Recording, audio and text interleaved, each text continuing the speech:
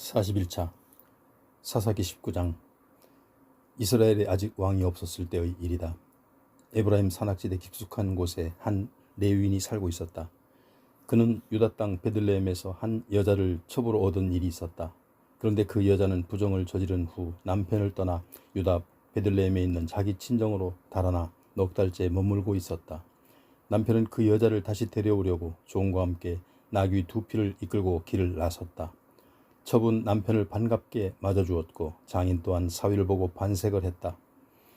장인이 며칠 쉬었다 가라고 하자 그 레위인은 먹고 마시며 사흘 동안 처가에서 지냈다.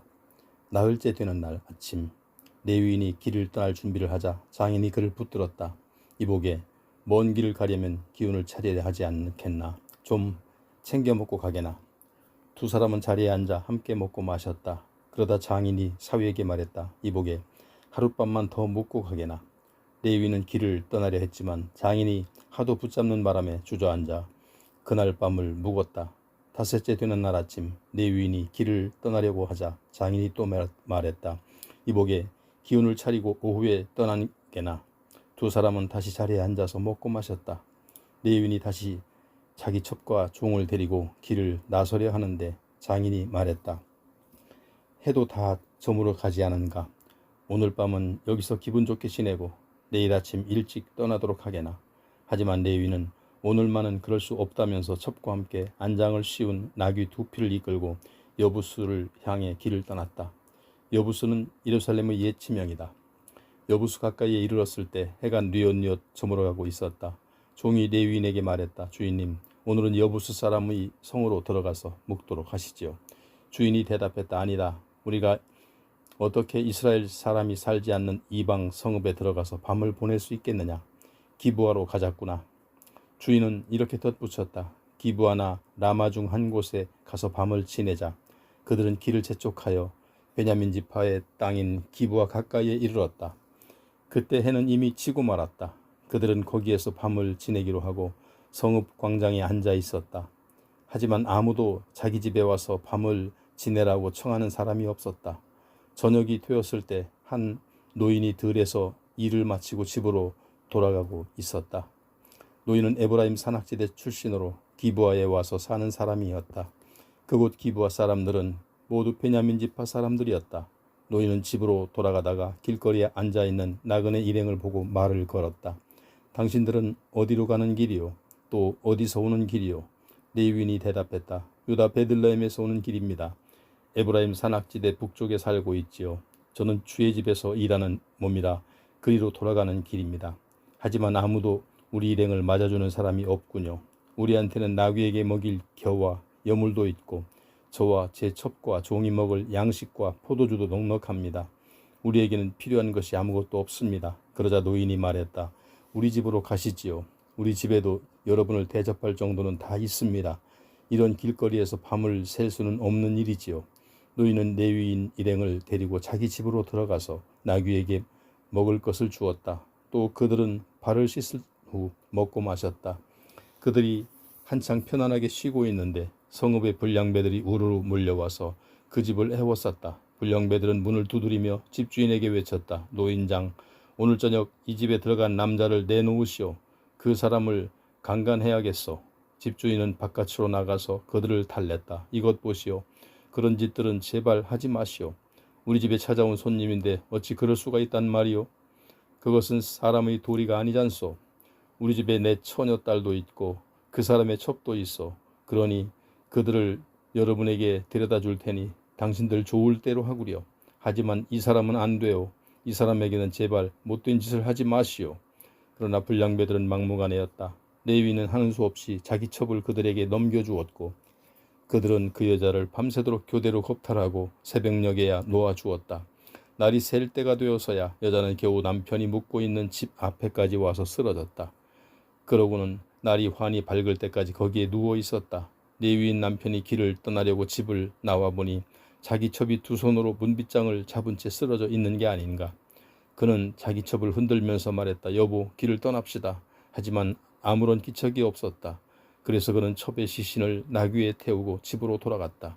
집에 돌아온 레위인은 자기 첩의 시신을 12또막으로 잘라 각 토막을 온 이스라엘 지역으로 보냈다. 그러자 그 시체 토막을 보는 사람마다 모두 말했다. 이런 끔찍한 만행이 벌어졌다니. 이스라엘이 이집트에서 나온 이래 이런 참혹한 일이 벌어졌다는 말은 일찍이 들어본 적이 없다. 이런 만행을 절대 그냥 두면 안 된다. 다 같이 모여서 이 문제를 의논해보자. 20장. 온 이스라엘 사람들이 미스바로 나와 주님 앞에 모였다. 북쪽의 단에서부터 남쪽의 브엘세바까지, 그리고 동쪽의 길라 사람들까지 이스라엘 땅 전국 각처에서 사람들이 모여들었다. 이스라엘 온 지파의 지도자들도 하나님 백성의 총회에 나왔다. 칼을 차고 무장한 군인들만 무려 40만 명에 이르렀다. 이때 베냐민 지파 사람들은 온 이스라엘 사람들이 미스바에 모였다는 소식을 들었다. 이스라엘 사람들이 그 레위인에게 말했다. 이런 끔찍한 일이 어떻게 해서 생기게 되었는지 우리에게 설명하도록 하시오. 그러자 죽은 첩의 남편인 그 레위인이 설명하기 시작했다. 저는 제 첩을 데리고 베냐민 지역에 있는 기브아에 이르러 그곳에서 하룻밤을 묵었습니다. 그런데 밤에 기브아의 불량배들이 우르르 몰려와서 우리가 묵고 있던 집을 에워싸고 처음에는 저를 강간하려고 하다가 결국 제 첩을 밤새 교대로 겁탈한 후에 죽였습니다. 제가 제 첩의 시신을 토막내어 온 이스라엘 지역에 보낸 것은 그들이 그토록 추잡하고 음란한 짓을 이스라엘 땅에서 저질렀다는 것을 널리 알리고 싶었기 때문입니다. 온 이스라엘 백성들이여, 여러분의 의견을 말씀해 주시기 바랍니다. 그러자 모든 사람들이 한 사람처럼 자리에서 일어나며 외쳤다. 어느 누구도 자리를 뜨지 맙시다. 한 사람이라도 자기 집으로 돌아가서는 안 됩니다. 기브아를 쳐야 합니다. 제비를 뽑아서 누가 기브아로 쳐들어 올라갈지 결정하도록 합시다.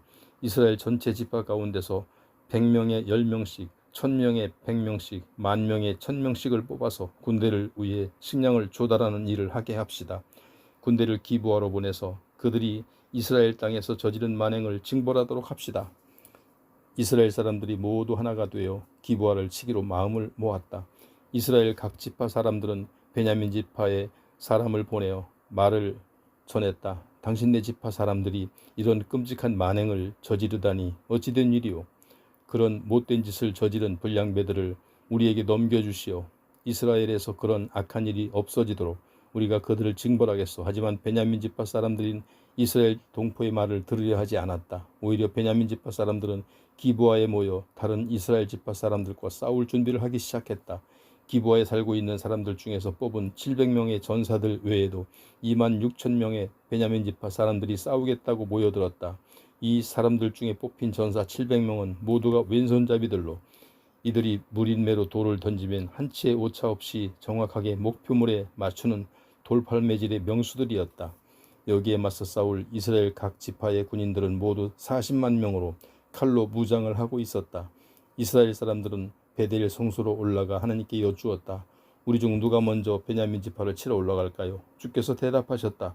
유다 지파가 먼저 올라가라. 다음 날 아침 이스라엘 군대는 기브아 근처에 진을 쳤다. 이스라엘 용사들이 베냐민 지파 사람들과 싸우려고 전투 대열을 갖추자 베냐민 지파 사람들은 기브아에서 나와서 맞서 싸웠다. 그날 이스라엘 각 지파 연합군은 22,000명이나 땅에 쓰러졌다. 그래도 이스라엘 각 지파 사람들은 스스로 용기를 내서 첫날 대열을 갖추었던 곳에서 다시 싸울 준비를 마쳤다. 그러고는 이스라엘 사람들이 주 앞에 나아가 날이 저물 때까지 부르짖었다. 주님, 우리가 한 형제인 베냐민 지파와 다시 싸움을 벌여야만 합니까? 주께서 대답하셨다. 다시 올라가서 그들을 쳐라. 이튿날 이스라엘 각 지파 사람들이 베냐민 지파를 치려고 나아갔다. 베냐민 지파 사람들도 기브아에서 나와서 맞서 싸웠다. 이번에도 베냐민 지파 사람들이 이겨 이스라엘 각 지파 연합군을 18,000명이나 땅에 쓰러뜨렸다. 땅에 쓰러진 자들은 모두 칼을 잘 쓰는 훈련된 군사들이었다. 그러자 이스라엘 각 지파 사람들은 다시 주 앞에 나아가 통곡했다. 그들은 저녁 때까지 금식을 하면서 번제물과 화목제물을 주께 바쳤다. 그리고 그들은 주께 여쭈었다. 당시 베델 성소에는 언약궤가 모셔져 있었고 아론의 손자이며 엘르아살의 아들인 비느하스가 제사장으로 있었다. 우리가 형제인 베냐민 지파 사람들과 계속해서 싸워야만 하겠습니까? 주께서 말씀하셨다. 나가서 싸워라. 내일은 내가 그들을 너희 손에 넘겨줄 것이다. 이스라엘 각 지파 연합군은 기브아 주위에 군사들을 매복시켰다. 사흘째 되는 날 이스라엘 각 지파 연합군은 이전처럼 기브아를 치려고 전투 대형을 갖추어 나아갔다. 베냐민 지파 사람들도 이스라엘 연합군과 싸우려고 자기들의 성읍에서 나왔다. 그들은 이전처럼 이스라엘 군사들을 무찔러 죽이기 시작했다. 30명가량의 군사들이 돌판과 길 위에 쓰러져 죽었다. 한쪽으로 가면 베델이고 다른 쪽으로 가면 기브아인 길에서 죽었다. 베냐민 지파 사람들은 이번에 또 이전처럼 자신들이 승리를 거두었다고 자신하고 있었다. 하지만 이스라엘 연합군은 도망하는 체하며 성읍에서 멀리 떨어진 곳까지 베냐민 지파 사람들을 꿰어내는 작전을 펼쳤다. 이스라엘 연합군의 주력 부대는 바알 다말까지 후퇴하다가 거기서 다시 전열을 갖추고 일제히 반격했다. 그와 동시에 기브와 서쪽에 매복해 있던 부대도 갑자기 들고 일어났다. 이스라엘의 정예부대 1만 명이 앞장서서 기브아를 공격하였다. 싸움이 아주 치열했다. 베냐민 지파 사람들은 자신들에게 재앙이 닥친 것을 알아차리지 못했다. 주께서 마침내 베냐민 지파 사람들을 패하게 하셨기 때문에 이스라엘 연합군은 그날에 칼로 무장한 베냐민 지파 사람 2만 5,100명을 쓰러뜨렸다. 비로소 베냐민 지파 사람들은 자기들이 패한 것을 알았다. 이스라엘 연합군이 베냐민 사람들에게 잠시 쫓긴 것은 기브아 부근에 매복하고 있는 군사들을 믿었기 때문이었다. 매복하고 있던 이스라엘 군사들은 기브아로 곧장 돌격하여 성읍에 있는 사람들을 모두 칼로 쳐 죽이고 불을 질렀다. 이스라엘 연합군과 매복 부대는 기브아 성 안에서 연기가 치솟는 것을 신호로 삼기로 사전에 약속했었다. 불이 치솟자 이스라엘 주력 부대는 퇴각하다가 갑자기 돌아서서 베냐민 사람들을 공격하기 시작했던 것이다.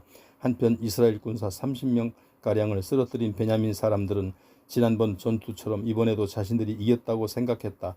그러나 베냐민 지파 사람들이 성읍 쪽으로 뒤돌아보니 성읍에서 연기가 하늘로 치솟는 것이 아닌가. 게다가 뒤로 물러나던 이스라엘 연합군도 베냐민 군대를 공격하기 시작하는 것이 아닌가. 그제야 베냐민 사람들은 자신들에게 재앙이 닥친 것을 알아차리고는 겁에 질렸다. 그들은 광야 쪽으로 도망치려고 했지만 그럴 수가 없었다. 성읍에 쏟아져 나온 이스라엘 연합군의 매복 부대가 그들의 퇴로를 차단했기 때문이었다. 이스라엘 연합군은 베냐민 지파 군사들을 애워싸고 기브아 동쪽까지 추격하여 짓밟았다. 이때 쓰러진 베냐민 지파의 군사들은 1만 8천 명이었는데 모두 용사들이었다. 가까스로 살아남은 일부 베냐민 지파 군사들만 광야의 림몬 바위 쪽으로 도망쳤다. 이스라엘 연합군은 길에서 베냐민 지파의 군사 5천 명을 쳐 죽이고 기돔까지 쫓아가서 2천 명을 더 쳐 죽였다. 그날 이스라엘 연합군이 쓰러뜨린 베냐민 지파 군사들은 모두 2만 5천 명이었다. 그들 모두가 칼을 잘 쓰는 용사들이었다. 베냐민 지파의 군사들 가운데 600명만이 광야로 도망쳐서 림몬 바위에 이르렀다. 그들은 거기에서 넉 달을 숨어 지냈다. 이스라엘 각 지파 연합군은 베냐민 지파의 지역으로 돌아와서 사람뿐만 아니라 가축까지 모두 쳐 죽였다. 성읍들도 닥치는 대로 불태워버렸다. 21장. 이스라엘 각 지파 사람들은 전에 미스바에 모였을 때 우리 중에서는 누구도 자기 딸을 베냐민 지파의 사람과 결혼시키지 말자 하고 맹세한 일이 있었다. 그래서 이스라엘 사람들은 모두 베델 성소로 올라가 하나님 앞에서 하루 종일 목 놓아 크게 울었다. 이스라엘의 주 하나님이시여, 어째서 우리 이스라엘 중에 이런 일이 일어났습니까? 오늘 우리는 한 지파를 잃고 말았습니다. 다음 날 아침 그들은 제단을 쌓고 주께 번제물과 화목제물을 드렸다. 그런 다음 이스라엘의 모든 지파들 중에서 어느 지파가 하나님의 총회에 참석치 않았는지 조사해 보았다. 누구든지 미스바로 올라와서 하나님의 총회에 참석하지 않는 자는 죽이기로 맹세했기 때문이었다. 이스라엘 사람들은 동족인 베냐민 지파에 대해 슬퍼하면서 말했다. 오늘 한 지파가 우리 이스라엘 지파에서 끊어져 버렸으니 이를 어쩌면 좋단 말인가. 그래도 살아남은 이들의 대를 잇도록 해주어야 할 텐데 우리는 이미 주 앞에서 다시는 베냐민 지파의 사람들에게 딸을 주지 말자고 맹세까지 했으니 대체 이를 어쩌면 좋을까. 그래서 그들은 이스라엘 지파 가운데 어느 지파가 미스바에 올라오지 않았는지 알아보았다. 야베스 길르앗에서는 한 사람도 총회에 참석하지 않았다는 것이 밝혀졌다. 일일이 사람들을 헤아려 조사해 보았지만 야베스 길르앗에서는 한 사람도 미스바에 올라오지 않았다. 이스라엘 회중은 용사 1만 2천 명을 야베스 길르앗으로 보내면서 그곳에 사는 사람들은 여자들뿐만 아니라 아이들까지도 다 칼로 쳐 죽이라고 지시했다. 그들은 이렇게 말했다. 너희는 남자들뿐만 아니라 처녀가 아닌 여자들은 모조리 쳐 죽여라. 그리하여 그들은 지시대로 다 행한 후에 야베스 길르앗에서 아직 남자와 한 번도 잠자리를 갖지 않은 처녀 400명을 찾아내어 가나안의 실로에 있는 진영으로 데려왔다. 그런 다음 이스라엘 온 회중은 림몬 바위에 숨어있는 베냐민 지파의 사람들에게 전가를 보내어 그들을 치지 않고 평화를 주겠다고 서약했다. 숨어있던 베냐민 사람들이 자기들의 성으로 돌아오니 이스라엘 사람들은 그들에게 야베스 길라앗에서 끌고 온 처녀들을 아내로 맞게 했다. 하지만 처녀들의 수가 부족했다. 이스라엘 사람들은 마음이 아팠다. 주께서 이스라엘의 한 지파를 잃게 하셨기 때문이다. 그때 총회에 모인 장로들이 걱정했다. 베냐민 지파의 여자들이 다 멸망하였으니 우리가 어떻게 해야 살아남은 베냐민 지파의 남자들에게 짝을 지워줄 수 있을까? 살아남은 베냐민 지파의 사람들도 자손이 있어야 이스라엘이 한 지파가 없어지지 않게 될 것이다. 우리 딸들을 그들한테 시집 보낼 수는 없는 일이다. 우리 모두가 베냐민 지파의 사람에게는 딸을 시집 보내지 말자고 맹세를 한 처지가 아닌가. 그때 그들은 한 가지 묘안을 짜냈다. 때마침 해마다 실로에서 지키는 주의 절기가 다가오고 있었다. 실로는 베델에서 세겜으로 가는 큰 길 동쪽에 위치해 있는 마을로 베델의 북쪽과 르보나 남쪽에 있었다. 이스라엘 장로들은 살아남은 베냐민 지파의 남자들에게 이렇게 말했다. 이것들 보시오. 그대들은 포도원에 숨어 있다가 실로 처녀의 주의 절기 때 춤을 추려고 나오거든. 포도원에서 뛰어나가서 마음에 드는 처녀를 붙들어 베냐민 땅으로 데리고 가시오. 처녀들의 아버지나 오라비가 와서 우리에게 따지면 그때 우리가 그들에게 말하기를 제발 그들을 도와줍시다. 베냐민 지파의 남자들에게는 딸을 시집보내지 않기로 맹세했지만 그대들이 스스로 딸들을 그들에게 준 것이 아니니 그대들에게는 아무런 잘못이 없소라고 할 것이요. 베냐민 지파의 사람들은 장로들의 말에 따랐다. 각자 절기 때 춤추러 나온 실로의 처녀들을 하나씩 붙잡아다가 자기 아내로 삼았다. 그런 후에 그들은 각기 자기네 지파 땅으로 돌아가서 성읍을 재건하고 그곳에 정착했다. 미스바 총회에 모였던 이스라엘 사람들도 저마다 자기 지파와 시족들에게로 돌아갔다.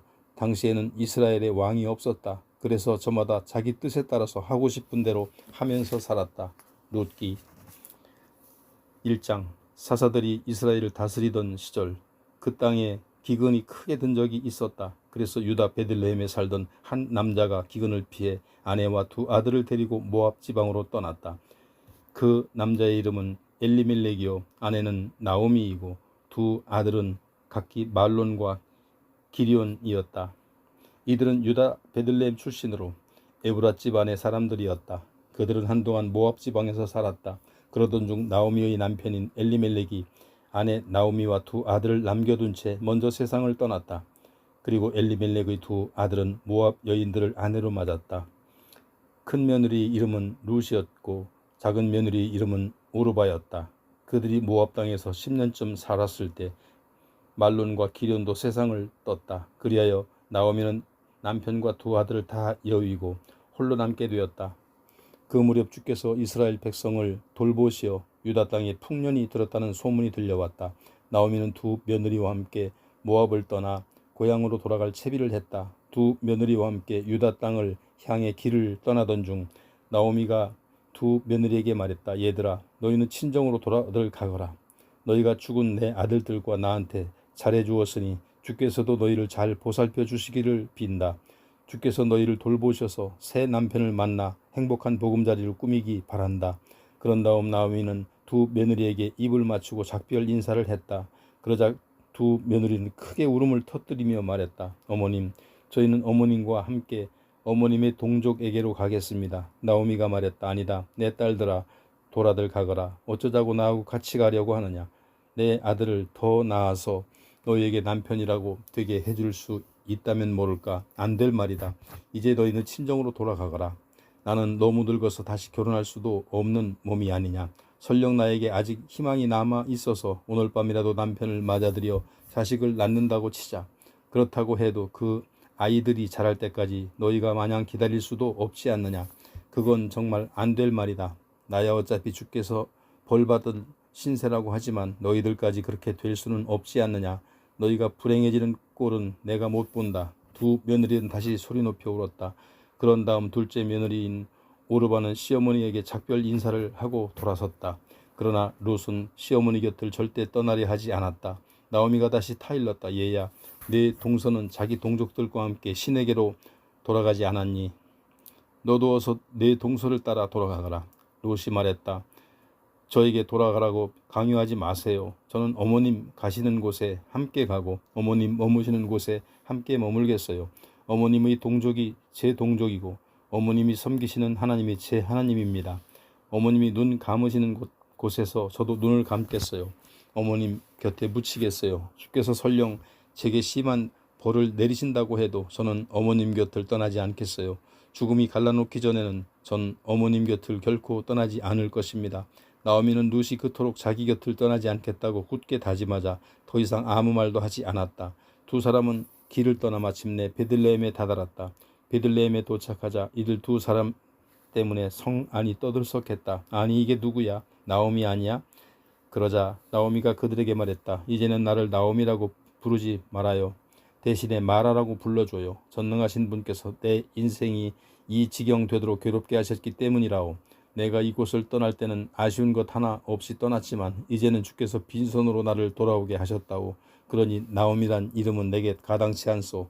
주께서 나를 쳐서 쓰라린 고난에 빠뜨리셨다오. 나오미가 모압 여인인 며느리 롯을 데리고 모압 지방을 떠나 유다 베들레헴에 도착한 때는 보리를 수확할 무렵이었다. 2장 나오미에게는 남편 쪽으로 친척이 한 사람이 있었다. 그는 엘리멜렉의 친척으로 재산이 많은 마을의 유지였다. 그의 이름은 보아스였다. 하루는 모압 여인 룻이 나오미에게 말했다. 어머님, 밭에 나가서 떨어진 이삭이라도 좀 주워올까 합니다. 인심 좋은 밭주인을 만났으면 좋겠어요. 나오미는 며느리에게 그렇게 하라고 허락했다. 룻이 밭에 나가 추수꾼들이 뒤를 따라가며 이삭을 주었다. 그 밭은 공교롭게도 엘리멜렉의 친척되는 보아스의 밭이었다. 마침 보아스가 베들레헴에서부터 와서 일꾼들을 격려했다. 주께서 자네들과 함께 하시길 비네. 그러자 일꾼들도 화답했다. 주께서 어르신께 복을 내려주시길 빕니다.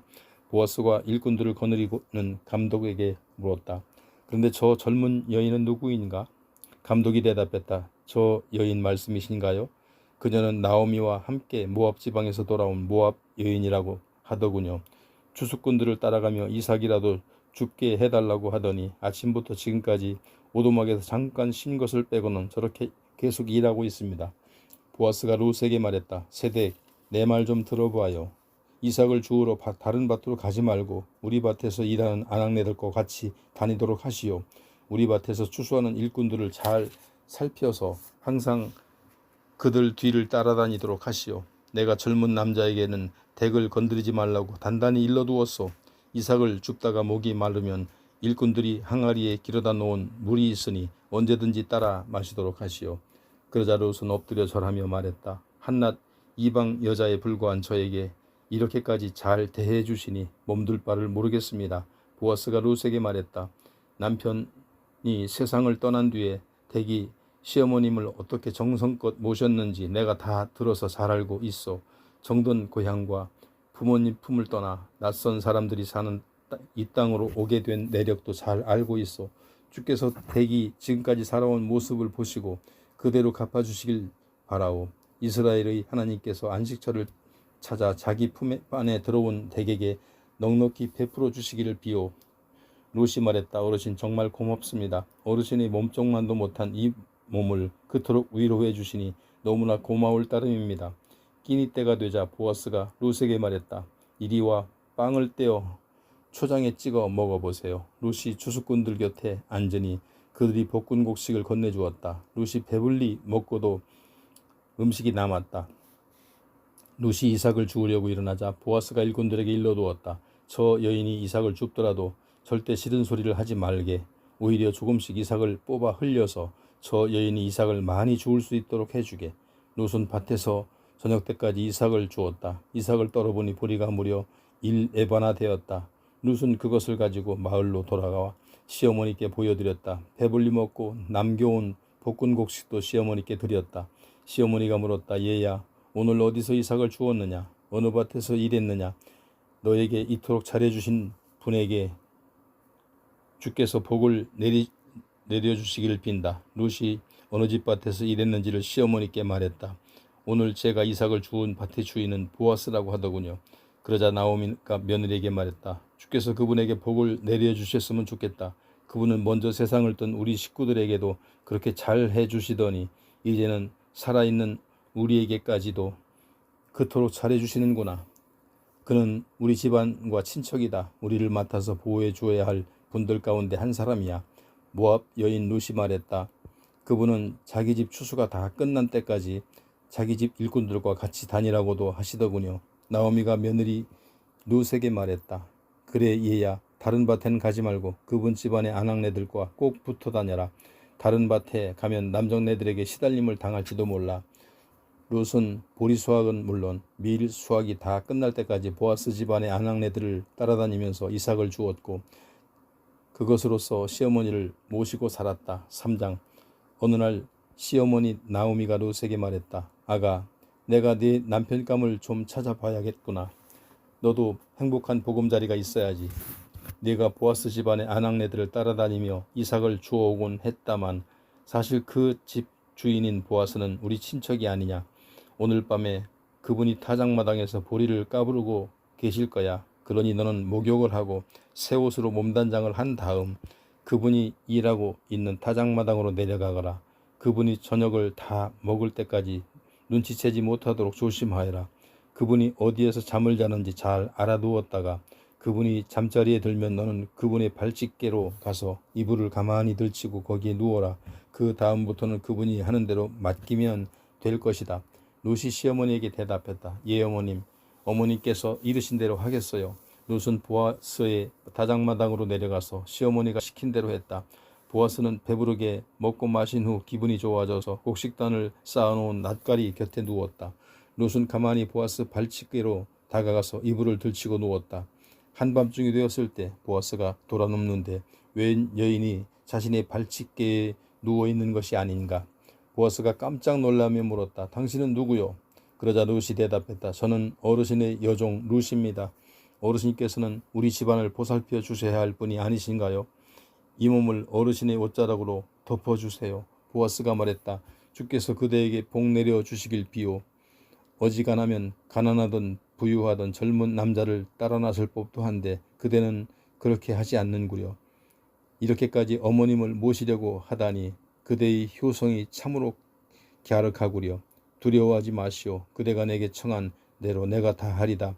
그대가 현숙한 여인인 줄을 온 마을 사람들이 다 알고 있어. 그대가 말한 대로 내가 그대의 집안을 책임져야 할 사람인 것은 사실이요. 하지만 나보다도 그대의 집안과 더 가까운 친척이 있어. 하여튼 오늘 밤은 여기서 보내도록 하시오. 내일 아침에 그 친척에게 어떻게 해야 할지를 물어보겠소. 만일 그 사람이 그대의 집안을 책임지겠다고 하면 그렇게 하도록 합시다. 만일 그 사람이 책임지지 못하겠다고 하면 그때에는 내가 그대의 집안을 꼭 책임지도록 하겠소. 이것은 주께서 살아계심을 두고 내가 맹세하는 말이요. 그러니 아무 걱정 말고 오늘 밤은 여기서 눈을 붙이도록 하시오. 룻은 새벽까지 보아스의 발치에서 눈을 붙였다. 그런 후 아직 사람들이 서로를 알아보기 어려운 이른 새벽에 자리에서 일어났다. 그것은 사람들이 알아채지 못하도록 행동하는 것이 좋겠다고 보아스가 당부했기 때문이었다. 보아스가 룻에게 말했다. 겉옷을 펼쳐보시오. 룻이 시키는 대로 하자 보아스는 돛박으로 보리를 6번 퍼서 룻에게 이워주고는 마을로 돌아갔다. 룻이 시어머니에게 돌아오자 나오미가 물었다. 얘야 어떻게 되었느냐. 룻은 나오미에게 보아스가 자기에게 베푼 일을 낱낱이 말해주었다. 그러고는 이렇게 말을 맺었다. 그분이 그렇게 보리를 6번이나 퍼부면서 시어머니에게 빈손으로 가서야 되겠느냐라고 말씀하시더군요.